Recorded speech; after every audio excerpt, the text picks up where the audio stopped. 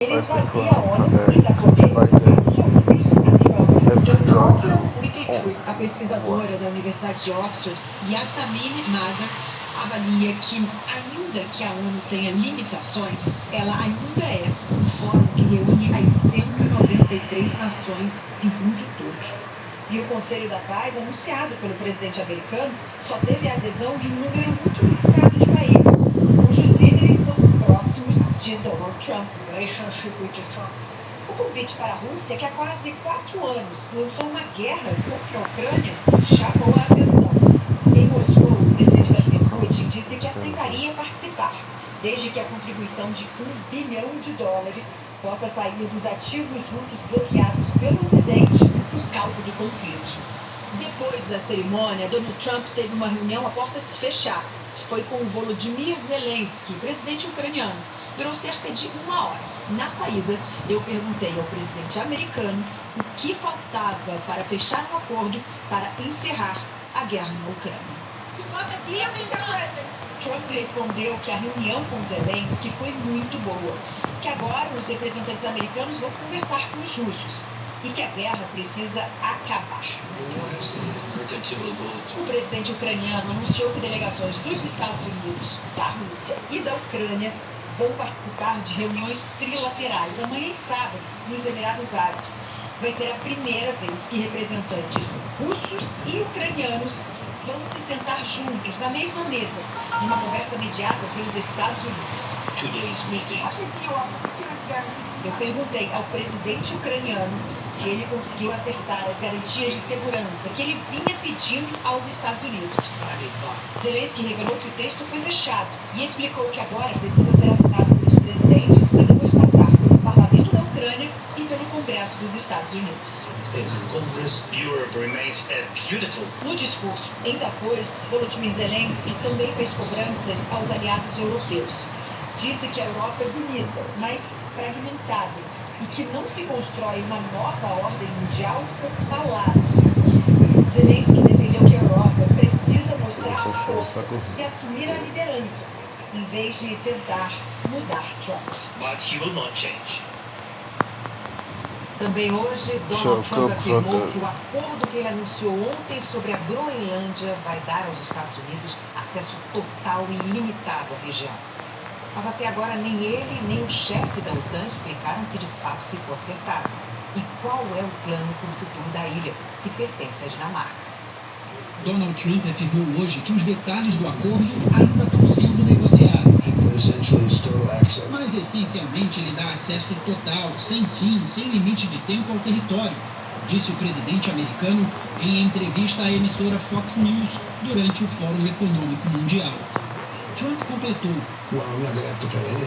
não teremos que pagar nada e teremos todo o acesso militar que quisermos.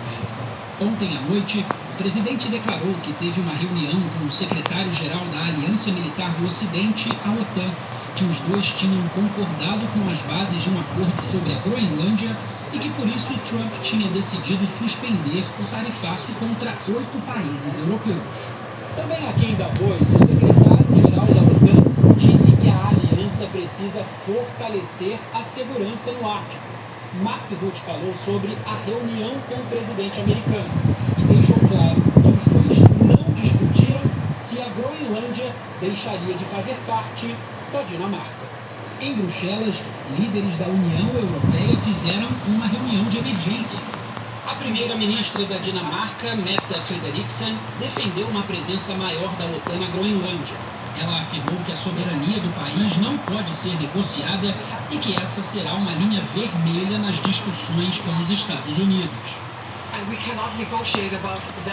Já o premier da Alemanha disse que é inaceitável a anexação de um território através da força. Friedrich Merz comemorou a mudança de tom de Donald Trump e disse que espera manter a aliança atlântica. O presidente da França, já baixou, manhã, pediu cautela e defendeu que o continente permaneça extremamente vigilante. Quando a Europa está unida, ela é respeitada, afirmou. Elle peut se faire respecter et c'est une très bonne chose. Até agora, Nenhuma autoridade esclareceu o que de fato será feito para reforçar a proteção da Groenlândia e blindar a região da influência da Rússia e da China, como exige Donald Trump. Diplomatas do Ocidente, ouvidos pelo jornal The New York Times, afirmaram que o acordo pode incluir compromissos para proibir a exploração de minerais raros na ilha por chineses e russos. Outra hipótese em discussão seria dar soberania americana para a área das bases dos Estados Unidos no território. Salários melhores, esse cara diferente para o que é. O Brasil tem oportunidades para você ir mais longe. No centro do Brasil, do lado do estudante, do lado do povo brasileiro. Os países montaram um grupo do alto escalão para negociar uma solução. Os moradores se mostraram céticos com o que vem pela frente. Esse aposentado diz que acha tudo muito confuso.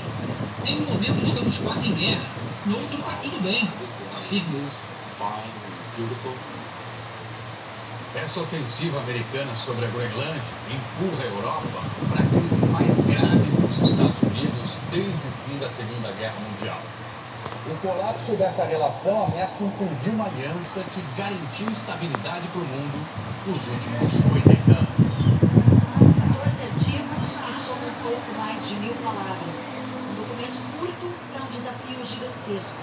Evitar o avanço dos soviéticos para além da Europa Oriental em plena Guerra Fria. Uma época em que o mundo era dividido em dois grandes blocos, liderados por Estados Unidos e União Soviética.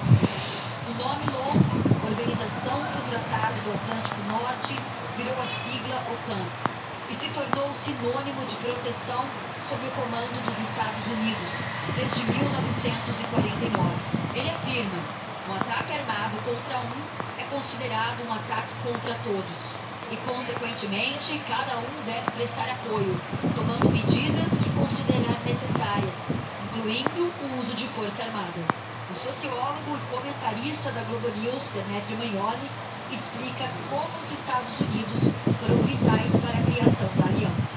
Uma aliança defensiva que restringia a União Soviética à sua esfera de influência no leste europeu e que tornava a segurança da Europa inseparável da segurança dos Estados Unidos. Esse artigo só foi acionado formalmente uma única vez, depois dos atentados de 11 de setembro de 2001 contra os Estados Unidos. Tropas europeias se juntaram aos americanos no Afeganistão. A OTAN começou pequena, 12 países: Bélgica, Canadá, Dinamarca, Estados Unidos, França, Islândia, Itália, Luxemburgo, Noruega, Países Baixos, Portugal e Reino Unido. E cresceu. Se estar na OTAN era sinônimo de proteção, todos queriam fazer parte, até ex-repúblicas soviéticas. A Suécia foi a última a aderir em 2024. Hoje são 32 membros, que somam 3.400.000 soldados na ativa, mais do que as tropas da Rússia e da China juntas. O orçamento anual é de cerca de 6 bilhões de dólares. Cada país financia suas próprias forças armadas. O valor varia, vai de 2 a 4% do PIB. Mas virou um tema de disputa desde o primeiro mandato de Donald Trump. É que ao longo dos últimos 80 anos, os Estados Unidos foram os que mais colocaram dinheiro na aliança militar. Trump criticou a OTAN, falou mal dos europeus e exigiu mais dinheiro de cada um, sob a ameaça de sair do tratado. No segundo mandato, aumentou ainda mais a pressão. A Europa e o Canadá cederam e concordaram em uniformizar o investimento em 5% do PIB até 2035. Tem uma animosidade, uma aversão muito grande à Europa, que é vista como uma adversária dos Estados Unidos, não como uma aliada dos Estados Unidos por Donald Trump, e um desprezo absoluto pela OTAN, que é visto por Donald Trump como um fardo inútil carregado pelos Estados Unidos. Agora a OTAN enfrenta uma nova crise, a maior de todas em 8 décadas de história. A insistência de Trump em combater a Groenlândia de um país aliado, até com ameaça de uso de força militar. Por enquanto, Donald Trump recuou na ameaça de invasão. Mas as palavras do homem mais poderoso do mundo têm consequências de longo prazo e estão obrigando os europeus a repensar o futuro da OTAN. Donald Trump ameaça atacar um integrante da OTAN, que é a Dinamarca, para anexar a Groenlândia. Ele recuou taticamente nisso, mas a ameaça permanece no ar. Essa ameaça significa o esvaziamento do núcleo da OTAN. Na verdade, a OTAN está na UTI e talvez não consiga sair da UTI. Os europeus basicamente reduziram seus gastos militares bastante desde o fim da Guerra Fria. Agora eles resolveram, diante do ataque da Rússia à Ucrânia, se rearmar. Então a Europa ruma, mas isso é um processo demorado, para se tornar autônoma do ponto de vista militar e de segurança em relação aos Estados Unidos.